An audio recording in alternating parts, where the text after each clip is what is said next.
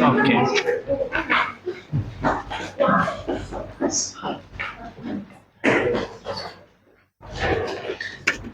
Jadi, Ya.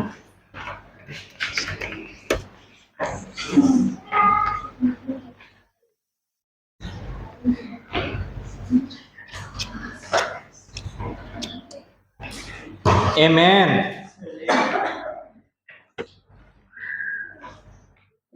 Selamat pagi, Sagi. Selamat pagi. Oh, come on, man. Come Selamat on. pagi, Sagi. Yeah. 8 September 2024. Judul kita pagi ini membangun tembok. Kita langsung aja yuk ke Nehemia 1 ayat 3 sampai 4.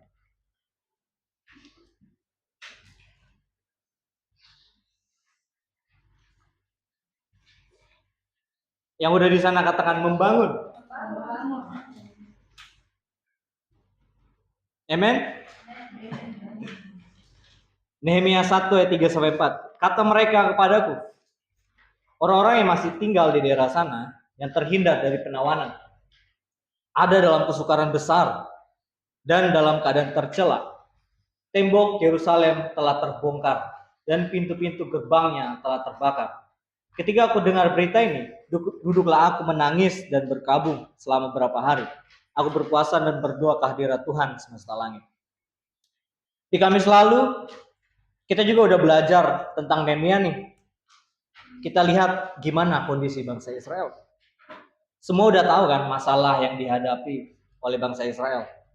Bangunannya hancur, banyak yang hanya tinggal puing-puing dan reruntuhan. Tapi satu hal yang buat dia kembali, dia merasakan kesulitan itu. Tetapi kesulitan itu bukan hanya perasaan yang dialami oleh Nehemia. Perasaan itu adalah kenyataan yang dialami oleh bangsa Israel sendiri. Kesulitan besar yang mereka alami artinya mereka masih ada di dalam penawanan. Mereka hidup di dalam keadaan yang tercela. Tercela di sini, di dalam bahasa aslinya, itu adalah kerpah. Artinya apa? Itu bisa aja celah, aib, cemooh, atau malu. Wow, hal ini yang masih mereka rasakan. Padahal mereka udah balik kan dari pertama kalinya ke Yerusalem. Menurut Halle Bible Handbook atau website Alkitab Sabda, kurang lebih udah 94 tahun mereka kembali ke Yerusalem setelah Zerubabel pertama kali memimpin mereka pulang dari Babel. Mereka yang udah pulang, yang harusnya itu menjadi tanda pemulihan, itu benar, right? Itu ketika mereka pulang, itu harus menjadi tanda pemulihan mereka. Lantas, kenapa mereka masih merasakan kesukaran itu? Kesulitan itu tetap mereka rasakan. Harusnya mereka sudah merasakan damai itu. Harusnya mereka sudah ada kemajuan di dalam hidup mereka. Lantas kenapa mereka masih di dalam kondisi sukar itu? Kita adalah cerminan dari bangsa Israel, teman-teman. Kita ada di dalam kondisi di mana kita mau ada kemajuan, pemulihan di hidup kita. Kita udah buat jadwal nih untuk jam 2 pagi, tapi belum bisa terlaksana. Atau bahkan kita udah buat jadwal exercise, tapi nggak terlaksana juga. Tidak ada kemajuan di hidup kita. Kita malahan merasakan sedih. Kok nggak bisa punya jadwal yang benar ya? Kok nggak bisa balik lagi ke hal yang dulu aku lakukan ya? Kok aku jadi ngerasa sedih dengan hal itu? Aku pengen banget punya kemajuan. Aku pengen pulih, tapi kok sulit ngelakuinnya. Aku harus berubah. Aku harus butuh sesuatu untuk bangun lagi yang dulu aku lakukan. Aku butuh membangun hal-hal yang dulu aku lakukan. Nah, dari kondisi ini mengajarkan kita butuh sesuatu hal untuk melindungi tindakan kita. Untuk kita bisa melakukan apa yang udah kita lakukan sebelumnya. Sama seperti Israel, mereka juga butuh perlindungan untuk bisa melindungi mereka dari kesukaran atau kesulitan yang mereka hadapi. Hal yang membuat mereka aman, hal yang membuat mereka merasa aman adalah tembok. Tembok akan menjadikan mereka punya rasa aman. Karena tembok-tembok mereka sudah menjadi puing-puing dan reruntuhan. Mereka butuh membangun kembali tembok-tembok itu. Kita lihat gimana sih proses membangun tembok di dalam Nehemia 2 ayat 17 sampai 18.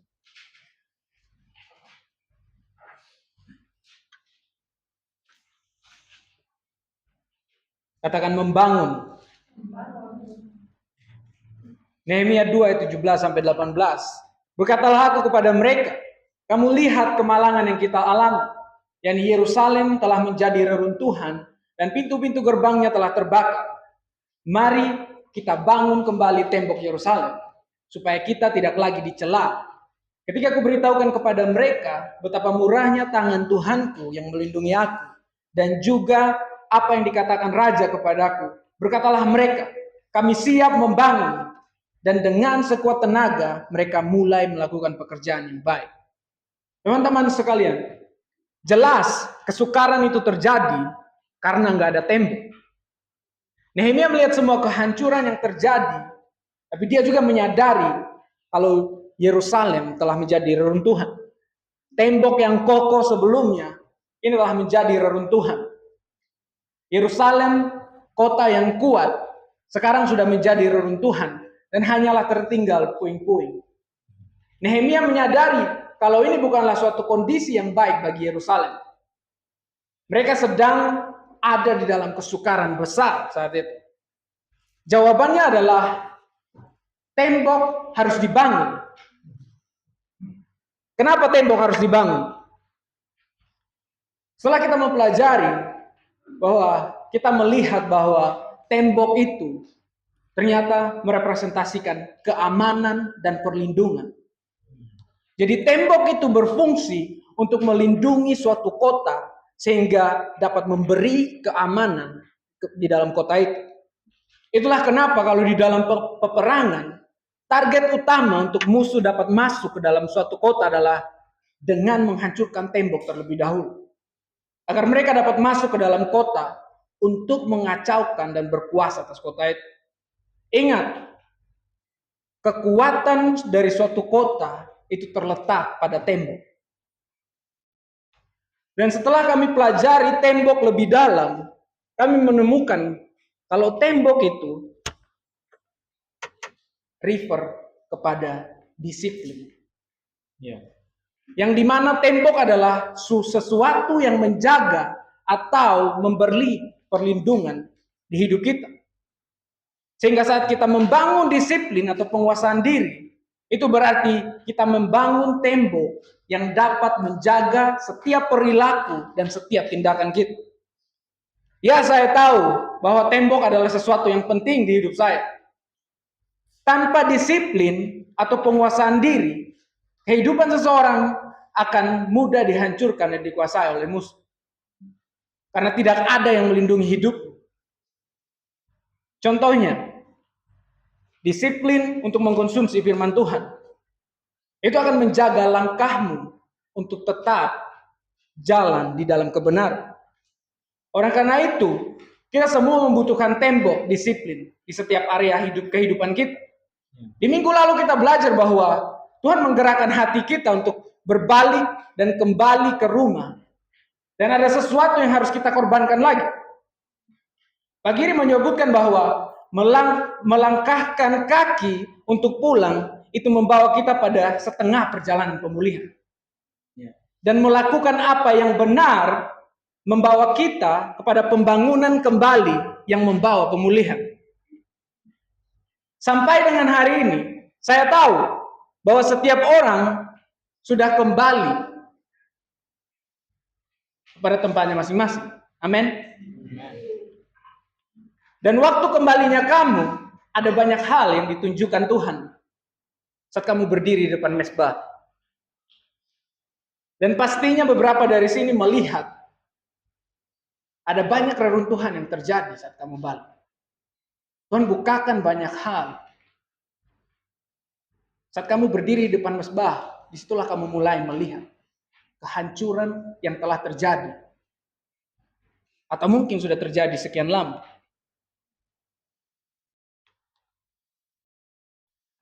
Dan saya tahu bahwa pastinya beberapa dari kita mau lihat reruntuhan yang terjadi, dan pastinya beberapa dari kita mengalami kesukaran karena melihat semua kehancuran yang terjadi. Karena melihat tembok disiplinmu ternyata ada di dalam kehancuran. Seperti baca firman, waktu-waktu doamu, waktu fellowshipmu, tembok anti offense-mu udah rubuh. Tembok mengampunimu udah hancur. Mungkin juga termasuk disiplin fisik seperti olahraga, diet, keuangan, itu telah jadi reruntuhan. Atau ada yang temukan banyak kehancuran terjadi pada tembokmu. Saat kamu melihat kembali kejayaan hidupmu yang dahulu, di mana tembokmu berdiri kokoh, dan sudah lama sekali itu hancur. Tapi saya juga percaya, setiap orang yang kembali ke rumah, kalian pasti menemukan langkah yang benar untuk berjalan menuju pemulihan. Dan kalian juga kembali mulai membangun tembok kalian lagi. Itulah kenapa hari ini kami mau menguatkan setiap orang bahwa ada alasan kenapa Tuhan mau menggerakkan hati kita untuk pulang. Ada alasan kenapa Tuhan mau menggerakkan hati kita untuk kembali membangun tembok kita. Selama kita tidak larut di dalam kesedihan dan penyesalan karena melihat kehancuran yang terjadi. Di Amsal 18 ayat 14 katakan bahwa orang yang bersemangat dapat menanggung penderitaan. Tetapi siapa yang memulihkan semangat yang patah? Saat hadapi kehancuran yang terjadi, saat kita menghadapi kehancuran yang terjadi, kalau semangat kita nggak patah, kita akan mampu membangunnya kembali. Disiplin kita yang telah hancur, seperti waktu doa kita yang telah hancur, waktu kita menikmati firman Tuhan yang telah hancur, tembok yang menjaga hati kita dari ketersinggungan yang telah hancur. Kalau kita bersemangat lagi, maka kita akan dapat kembali melakukan pembangunan. Yang harus kita sadari adalah Tuhan yang membawa kita pulang. Itu artinya Tuhan mau juga ada bareng kita saat kita membangun kembali tembok-tembok itu. Tapi ingat, di dalam proses pembangunan itu, semua tidak akan berjalan dengan mulus pastinya. Pasti akan ada kesulitan. Dan dia akan bawa kita untuk lihat kesulitan-kesulitan apa yang terjadi saat proses kita membangun kembali. Kita ke Nehemia 4.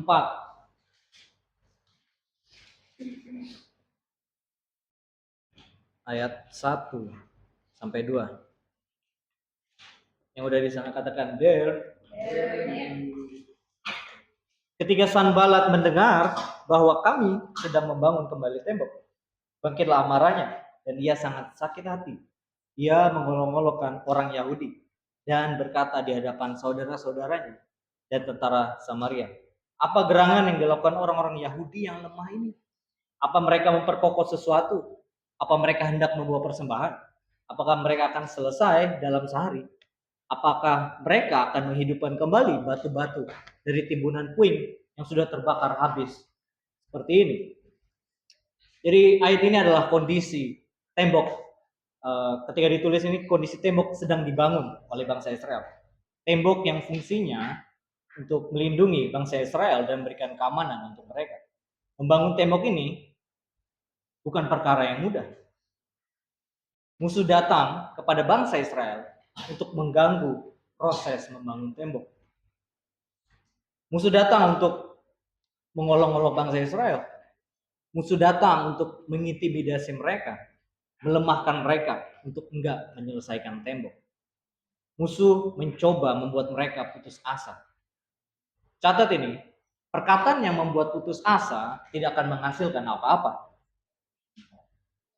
Hal ini menjadi gambaran musuh juga di hidup kita, teman-teman. Ketika kita membangun kembali tembok kita, musuh nggak akan tinggal diam untuk melemahkan kita. Musuh akan memberikan rasa putus asa kepada kita. Dia nggak mau kita menjadi pulih. Dia mau pemulihan itu berhenti. Dia akan terus melemahkan kita sampai kita benar-benar tidak punya harapan lagi. Bahayanya, kita malah enjoy dengan perkataan musuh. Disiplin yang udah coba kita bangun, tapi kita malah mendengar musuh. Kita mau exercise nih, tapi musuh bilang, ngapain exercise? Habisin aja kesibukan lain, lupain aja olahraga gitu. Kamu nggak bakal bisa disiplin lagi kok. Kamu nggak sama lagi kayak dulu pas masa rajin-rajin olahraga. Nggak ada perubahan juga kok. Mending tidur aja, lebih nyaman rasanya. Kita pengen banget gitu menghabiskan waktu dengan Tuhan, tapi nanti aja lah. Pengen fellowship lagi, tapi nanti aja lah, bisa di hari lain. Terus yang tadinya akhirnya kita nggak sempat fellowship. Pengen nggak mudah tersinggung lagi, tapi sering masih ada dalam ketersinggungan. Atau mungkin saat ini kamu lihat kehancuran yang terjadi, ada suara musuh yang ngomong, lihat ini semua udah hancur banget. Emang kamu bisa untuk bangunnya lagi? Emang kamu kuat? Banyak banget loh yang harus kamu bangun lagi, dan itu butuh waktu yang lama. Mending mundur aja, kamu nggak kuat untuk memperbaikinya. Inilah cara musuh melemahkan kita, teman-teman. Jangan enjoy dengan hal itu. Saya mau menguatkan teman-teman untuk bangun lagi temboknya dan tidak mendengar perkataan musuh. Mulai sekarang, kita nggak boleh dengar perkataan musuh kita lagi. Tugas musuh hanya menghambat penyelesaian membangun tembok kita.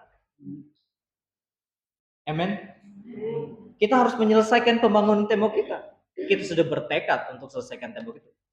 Terus gimana sih caranya kita terus kuat ketika musuh mencoba melemahkan kita?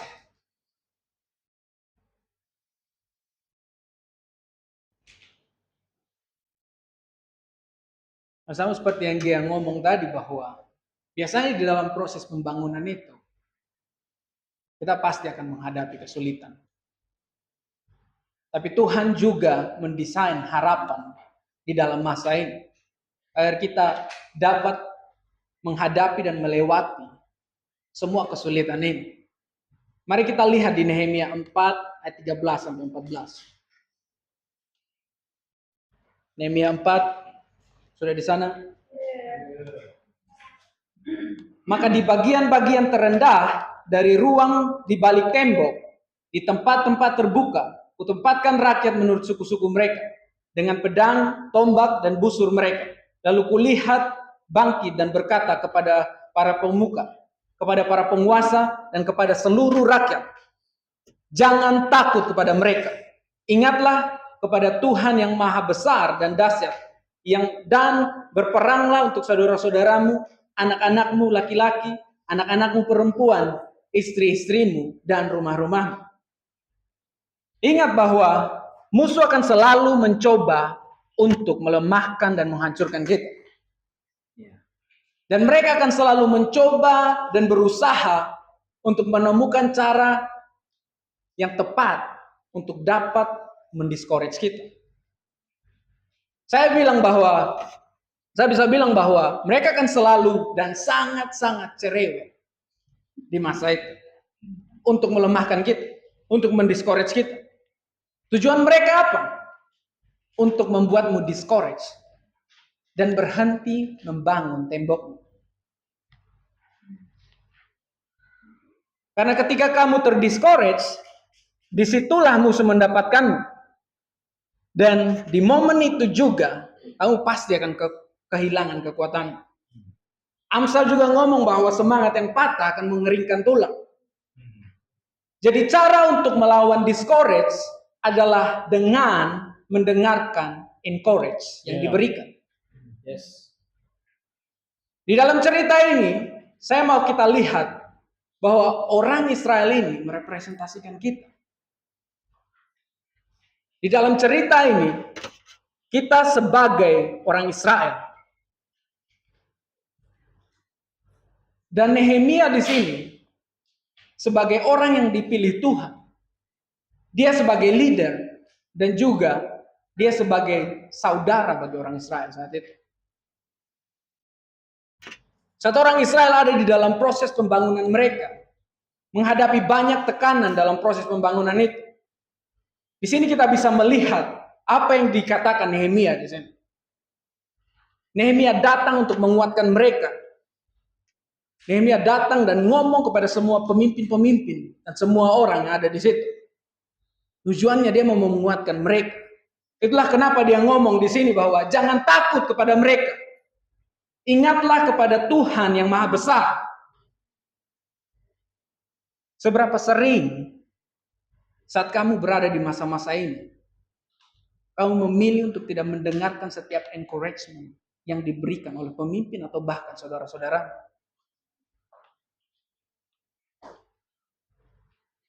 Di dalam cerita ini, kalau mereka tidak mendengarkan perkataan penguatan dari Nehemia, apakah kalian pikir mereka akan bertahan melawan semua tekanan yang ada waktu itu? Terkhususnya di dalam komunitas ini. Penguatan yang diberikan pastinya juga datang bersamaan dengan firman Tuhan. Kondisi di saat kamu, pikiranmu, hatimu diserang oleh banyak suara dari musuh. Di momen-momen ini musuh sering ngomong kayak gini. Apa yang sedang kamu lakukan, hai si lemah? Udahlah, kamu itu lemah. Gak mungkin kamu bisa membangun tembokmu lagi.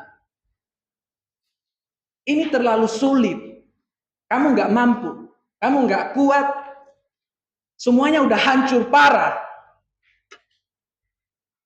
Di bagian area ini kamu betul-betul parah. Banyak yang hancur gitu.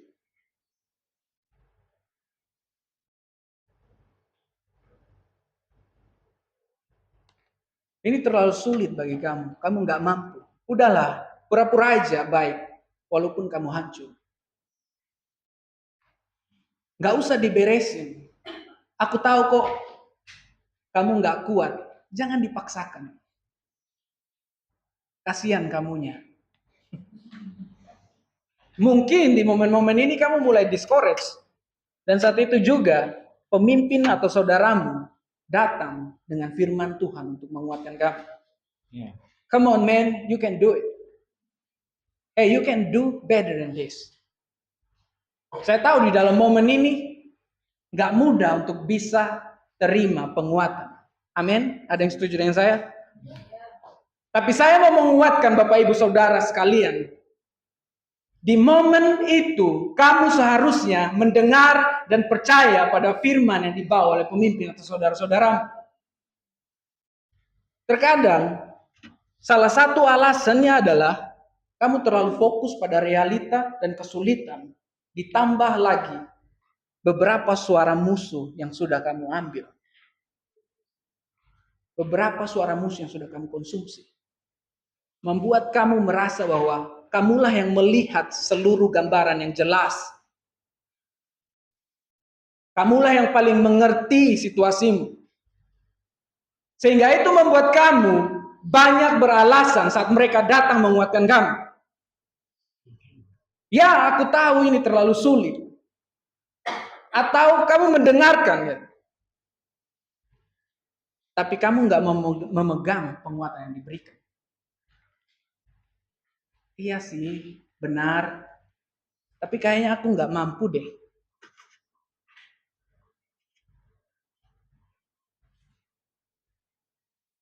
Aku benar-benar nggak bisa di bagian area ini.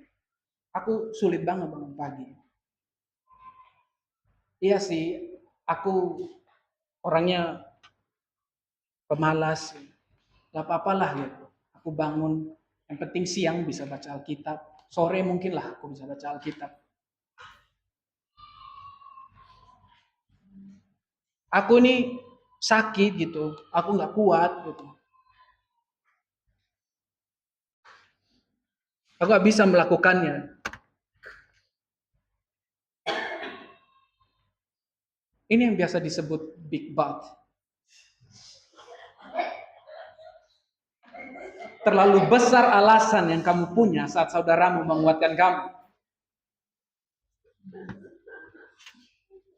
Menurut kalian, dengar ini baik-baik. Apakah Nehemia nggak tahu visi Tuhan untuk saudara-saudaranya? Apakah Nehemia nggak melihat visi Tuhan bagi kehidupan saudara-saudaranya? Nehemia tahu panggilan dan rencana Tuhan yang mau Tuhan bawa bagi mereka saat itu. Nehemia tahu bahwa Tuhan akan memberikan kesuksesan mereka di dalam pembangunan tembok itu. Bapak Ibu Saudara, kadang di dalam momen kesulitan ini, kita nggak mampu melihat. Tapi kita harus bersyukur bahwa saudara-saudara kita mampu melihat dan mengingat visi yang Tuhan punya untuk kehidupan kita. Terkadang di dalam momen ini saudaramu yang paling confidence daripada kamu.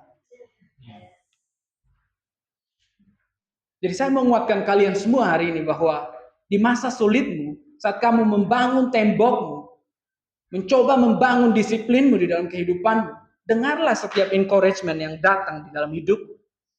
Percayalah setiap perkataan firman Tuhan yang Tuhan taruh di hati mereka dan mereka bawa untuk menguatkan kamu. Karena saat kamu discourage, encourage itu datang untuk membawa courageous. Karena kami tahu bahwa kamu dan tembokmu akan pulih dan berdiri kuat lagi. Amin. Amen. Amen. Kita ke Nehemia 6.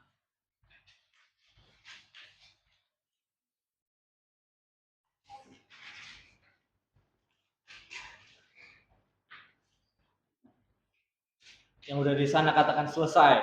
Selesai. Nehemia 6 ayat 15 sampai 16. Maka selesailah tembok itu pada tanggal 25 bulan Elul. Dalam waktu 52 hari, ketika semua musuh kami mendengar hal itu, takutlah semua bangsa sekeliling kami. Mereka sangat kehilangan muka dan menjadi sadar bahwa pekerjaan itu dilaksanakan dengan bantuan Tuhan kami. Ayat ini berbicara tentang selesainya tembok yang dibangun oleh bangsa Israel. Lihat teman-teman, tembok akhirnya berhasil diselesaikan oleh bangsa Israel. Ini adalah hal yang luar biasa. Mereka bisa menyelesaikan pembangunan tembok. Hal ini menjadikan bangsa Israel menjadi pulih kembali. Di ayat ini mengatakan, ketika semua musuh kami mendengar hal itu, takutlah semua bangsa sekeliling kami. Mendengar apa? Ya, tembok sudah selesai dibangun. Musuh-musuh menjadi takut. Musuh-musuh menjadi tidak berdaya lagi. Cara musuh untuk melemahkan bangsa Israel pada akhirnya tidak mempunyai kekuatan sama sekali. Perkataan musuh untuk melemahkan akhirnya tidak menghasilkan apa-apa. Sebaliknya, kata-kata yang menguatkan akan menjadi penguatan bagi kita dan akan menghasilkan sesuatu. Seperti yang Stanley jelaskan sebelumnya tentang perkataan yang menguatkan dan perkataan yang melemahkan. Apa yang akan kita pilih di sini? Kalau saya pribadi, saya memilih kata-kata penguatan. Kata-kata ini bisa dari pemimpin kita, saudara-saudara kita, orang-orang terdekat kita di tempat ini. Karena orang-orang inilah yang membantu kita untuk menjadi pulih kembali. Dengar hal itu teman-teman. Kita membutuhkan penguatan dari satu sama lain di tempat ini. Saya percaya juga penguatan yang teman-teman dapat itu adalah atas dorongan dari Tuhan kepada orang-orang yang akan menguatkan teman-teman di tempat ini. Kita sudah menyelesaikan tembok kita. Kita nggak lupa juga bahwa selesainya tembok itu juga atas kehendak Tuhan. Tuhan membantu kita menyelesaikan tembok. Kita bersuka cita atas pemulihan yang terjadi. Kita memuliakan nama Tuhan atas pemulihan yang terjadi di hidup kita. Amen. Kita ke Mazmur 122 ayat 7. Ini ayat terakhir kita. Dan ini merupakan harapan juga bagi kita. Iya.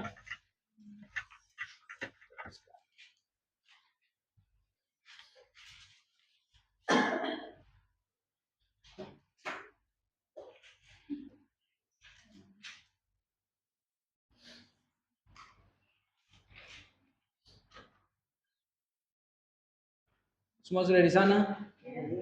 Semoga kedamaian senantiasa menyertai tembok-tembok dan keamanan senantiasa menyertai menara-menara. Bapak Ibu Saudara sekalian, ini adalah harapan bagi kita hari ini. Saat kita menyadari kehancuran yang ada, kita perlu segera mengambil langkah untuk menuju pemulihan. Hancurnya tembok itu bukanlah akhir dari perjuangan kita. Tuhan akan selalu memberikan harapan pemulihan untuk setiap tembok yang rubuh, untuk setiap bangunan dari kehidupanmu yang telah rubuh. Pilihannya ada pada diri kita sendiri.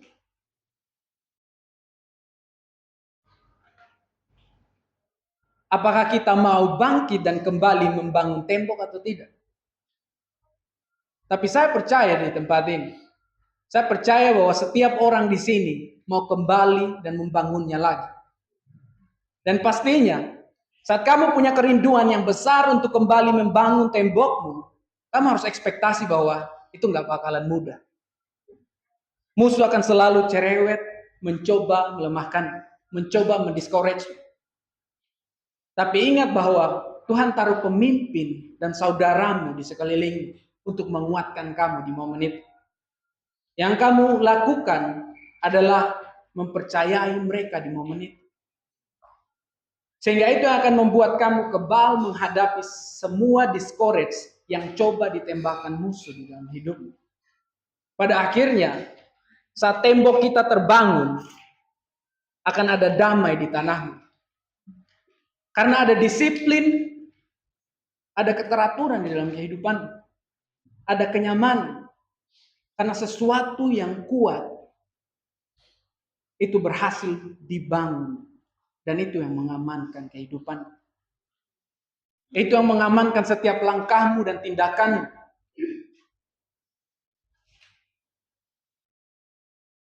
Gak ada discourage lagi yang berani masuk. Bahkan mereka gak punya power lagi. Karena kamu terlindungi oleh tembokmu. Dan pada akhirnya, di momen itu, Tuhanlah yang dimuliakan dalam kehidupan. Amin. Kita ke Galatia 6.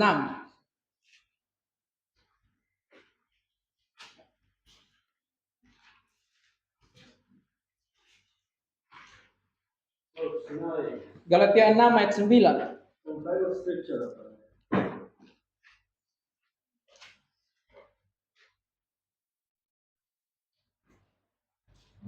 Edran, baca keras-keras, guys. Keras. Galatia 9 ayat 6. 6 ayat 9. Maaf ya. Oke, kamu kalau manggil aku. Manggil. Baca keras. Keras. Galatia 6 ayat 9. Janganlah kita jemu-jemu berbuat baik, karena apabila sudah datang waktunya, kita akan menuai jika tidak menjadi lemah. Lebih keras lagi. Janganlah kita jemu-jemu berbuat baik. Kurang keras. Lebih keras. Biasa kamu ngomong. Come on, man. Come on. Janganlah kita jemu-jemu berbuat baik, karena apabila sudah datang waktunya, kita akan menuai jika kita tidak menjadi lemah. The scripture is talk about how they doing do good things to others. Ayat ini berbicara tentang bagaimana mereka melakukan suatu hal yang baik kepada seseorang. Also, this scripture sometimes remind us about what we do, the one that good, we need to keep doing it. Dan kadang ini mengingatkan saya juga, saya sering mengingatkan teman-teman bahwa apa yang kita lakukan, apa yang baik, kita perlu melakukannya terus-menerus. Nobody really, if we honest to ourselves, nobody can. Dan ketika kita jujur kepada diri kita sendiri bahwa gak bakalan ada orang yang bisa disiplin, gak bakalan bisa konsisten. Do you want to do good? Yes. Apakah kamu mau melakukannya yang baik? Ya, kita pasti menjawabnya, yeah. But how long that will stay? I don't know. Tapi seberapa lama itu akan bertahan? Saya juga nggak tahu. Because our flesh is made from this form that called desire. Karena tubuh kita, kedagingan kita itu dibentuk dengan apa yang disebut kerinduan. Even when you okay, I want to buy so on the way there, you change your mind. Oh, probably martabak. Walaupun dalam hatimu kamu bilang bahwa aku mau makan bakso nih, tiba-tiba di perjalanan kamu berubah dan akhirnya aku mau makan martabak deh.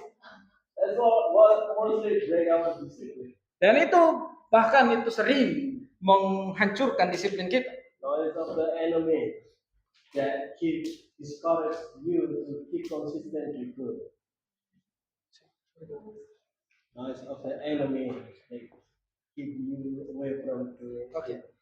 Sadarilah bahwa ada musuh yang selalu menahan kamu dari melakukan kedisiplinan itu. Discipline is like a wall that keep your action, the good action keep consistent. Disiplin adalah sesuatu yang menjaga dan bahkan melindungi setiap langkahmu, sehingga itu melindungi setiap membuat kamu konsisten. The same like in the story, enemy don't like that you can discipline. Dan terlihat dari cerita ini bahwa musuh nggak suka, bahkan mereka nggak suka lihat kamu disiplin. Because when you discipline, you can produce something. Karena kalau ketika kamu disiplin, kamu bakal menghasilkan sesuatu. Also, to Galatians, if you doing it long enough, keep constant, you will have happen. Dan saya mengingatkan teman-teman bahwa ketika kalian setia melakukannya dan bahkan terus melakukannya dengan konsisten, kamu akan menuai panen. You will prosper. Kamu akan sejahtera.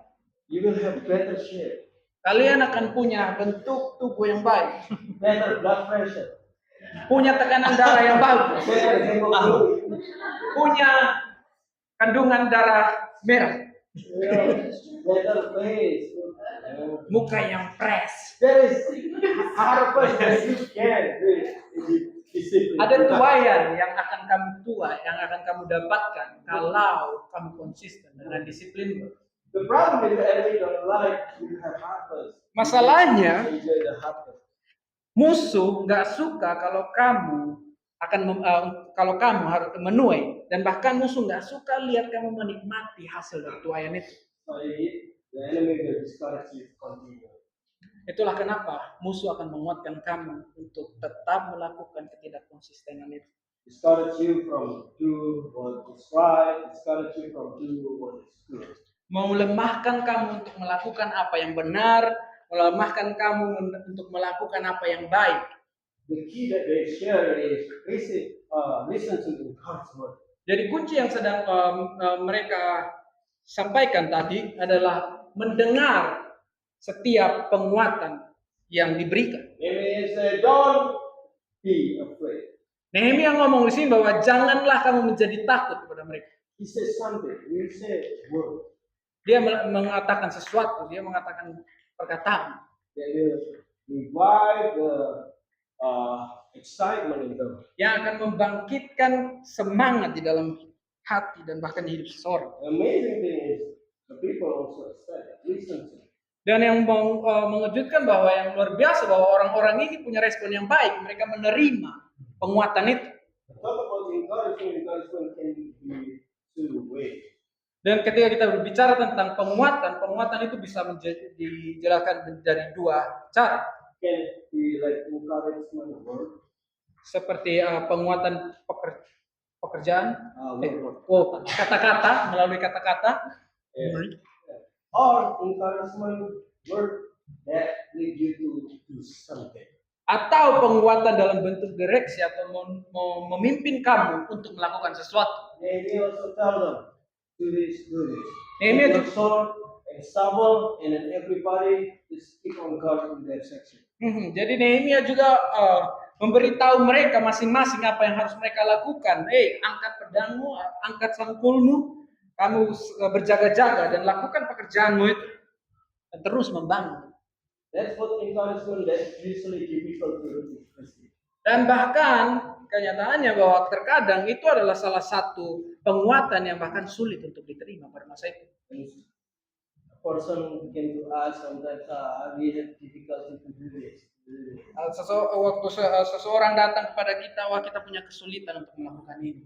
And sometimes we say word of encouragement Ya, dan kadang kita ngomong bahwa kata-kata penguatan, or encouragement in the way of action. atau kita juga menguatkan dalam bentuk instruksi. Do this, do that. Lakukan ini dan lakukan itu. And in that second part usually is difficult.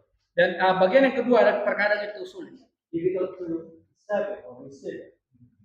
Kesulitan untuk menerima. Because most of us or all of us actually like feedback.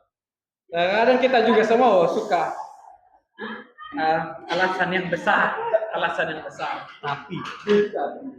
tapi yang besar. Bukan. Okay, you can do this, you can do that, and yeah, but Kamu bisa lakukan ini, kamu bisa lakukan itu. Iya sih, tapi we're not receiving the encouragement. itu membuat kita nggak menerima penguatan itu. But amazing if you receive the encouragement Tapi hal yang luar biasa adalah bahwa waktu kamu menerima penguatan and you do it, dan kamu melakukannya, any enemy will see your wall and say, "Oh man, we have no power anymore." dan musuh akan melihat pekerjaanmu dan bahkan musuh akan ngomong bahwa sadar bahwa wow, kita nggak punya kekuatan lagi untuk menyerang mereka. Oh man, our discouragement is not work. Wow, kata-kata pelemahan untuk membuat mereka lemah itu udah nggak bekerja lagi, nggak mempan lagi. They keep dieting. Oh man. Mereka terus diet, man, come on. Oh man, they keep exercise. Mereka terus berolahraga. When I say this, they keep doing it. Bahkan saya bilang ini itu, mereka tetap melakukannya. They realize, oh, our word is not even effective anymore. Dan bahkan mereka bisa menyadari juga bahwa perkataan-perkataan mereka itu si musuh itu ternyata sudah nggak efektif lagi. And then they realize, oh man, we have no power. Dan pada akhirnya mereka menyadari bahwa wah, kita udah nggak punya kekuatan lagi terhadap mereka. Then you will have peace. Dan pada akhirnya kalian punya kedamaian. So keep do good. Tetap lakukan apa yang baik. Because you will have peace. Karena kamu akan menuai pada akhirnya. Amen. Let's pray. Mari kita berdoa. Yeah, pray. Bapa dalam surga, kami ucap syukur Tuhan untuk firman-Mu hari ini. Kami ucap syukur Tuhan untuk penguatan yang telah memberikan dalam hidup kami Tuhan hari ini. Tuhan, kami mau terus melakukan apa yang benar Tuhan. Kami mau terus melakukan apa yang telah Engkau tetapkan dalam hidup kami Tuhan. Kami mau bangun tembok kami Tuhan hari ini. Kami mau bangun disiplin kami Tuhan. Kami nggak mau dengar musuh Tuhan melemahkan kami. Kami mau Tuhan mendengar penguatan yang dari saudara-saudara kami Tuhan. Dari pemimpin kami, orang-orang Tuhan di tempat ini. Kami mau Tuhan kuat di dalam Engkau Tuhan. Kami nggak mau Tuhan hati kami menjadi lemah karena musuh-musuh itu Tuhan.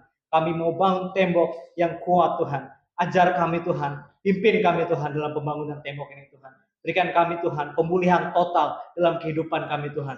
Kami ucap syukur Tuhan untuk kasih setia-Mu Tuhan. Engkau Tuhan yang setia dalam hidup kami Tuhan hari ini. Bahkan sekarang sampai selama-lamanya Tuhan. Di dalam nama-Mu Tuhan, kami ucap syukur hari ini. Haleluya. Amen. Amen.